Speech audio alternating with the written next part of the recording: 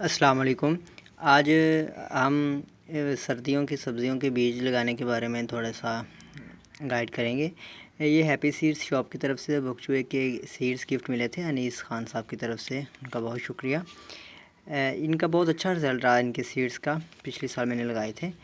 تو دیکھیے، آپ موسم سرما کی کسی بھی آپ نے پھولدار پودوں کے بیج لگانے ہوں یا سبزیوں کے بیج لگانے ہوں تو سب سے بہتر جو ہے وہ بال مٹی ہے، نہری مٹی۔ یہ دیکھیں بہت زیادہ بربری، یہ چیک کریں، ایسے دیکھیں کتنی نرم ہے۔ یہ آپ اس میں اس طرح بائنڈ نہیں ہوتی، اس کا یہ دیکھیں سخت نہیں ہوتی۔ یہ دیکھیں، یہ لے لیں آپ نے، اور تھوڑی سی یہ پتوں کی کھاد، ان کو آپ نے اچھے سے مکس کر لینا ہے۔ یہ دیکھیں، ابھی آپ کو لگا کے دکھاتا ہوں۔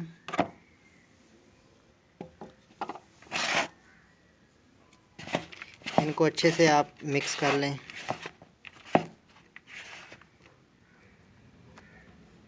تو جی، مٹی کو اچھے سے بھرنے کے بعد آپ نے اس کو ہلکا سا ایسے دبا کے برابر کر لینا ہے چاروں طرف سے، ٹھیک ہے جی۔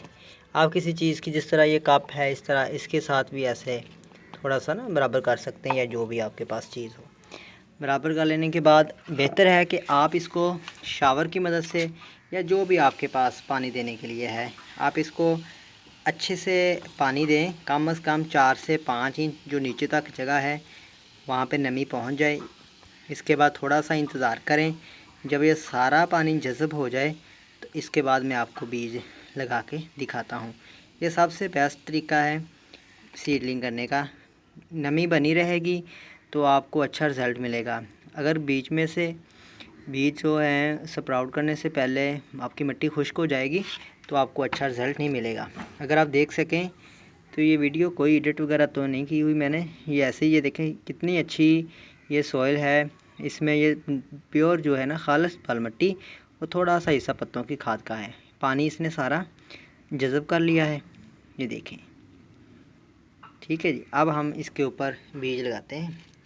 بیج لگانے کے لیے آپ ایسے بھی لگا سکتے ہیں، میں اسٹک کی مدد سے تھوڑا سا ایسے لائنیں سی لگا لیتا ہوں، جس سے ذرا وقفے کے ساتھ اور ذرا سیدھ میں لگ جاتے ہیں۔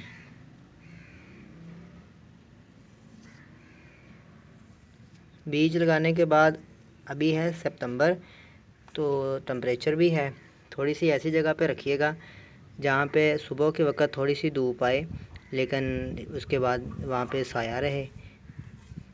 زیادہ دھوپ میں رکھنے سے یہ خراب ہو جائیں گے۔ یہ ان کے سیڈ ہیں، تو اب ہم لگاتے ہیں۔ یہ سیڈ ہیں جی، یہ اب ہم وقفے وقفے سے لگا دیں گے۔ یہ دیکھیں، ایک یہاں پہ، ایک یہاں پہ، ایسے ایک ادھر ایک ادھر، تھوڑے تھوڑے فاصلے سے لگائیں گے تاکہ جب بعد میں سیڈلنگ وغیرہ نکالیں تو ہمیں زیادہ پریشانی نہیں بنے۔ اب میں لگانے کے بعد آپ کو دکھاتا ہوں۔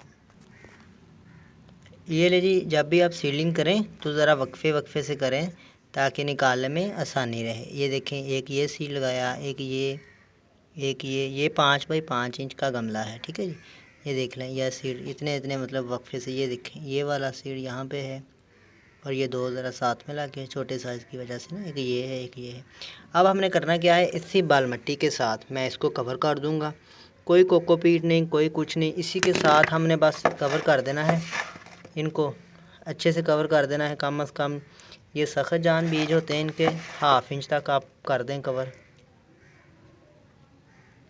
تو انشاءاللہ کور کرنے کے بعد پھر ہم شاور کے ساتھ اچھے سے ان کو پھر پانی دے دیں گے اور اس کو سایہ دار جگہ پہ رکھ دیں گے۔ یہ لیں، یہ دیکھیں، ان کو میں نے اچھے سے کور کر دیا ہے۔ باقی کوکو پیٹ سے بھی آپ کور کر سکتے ہیں، کوئی اور آپ کے پاس سافٹ میڈیا ہے تو آپ اس سے بھی کور کر سکتے ہیں۔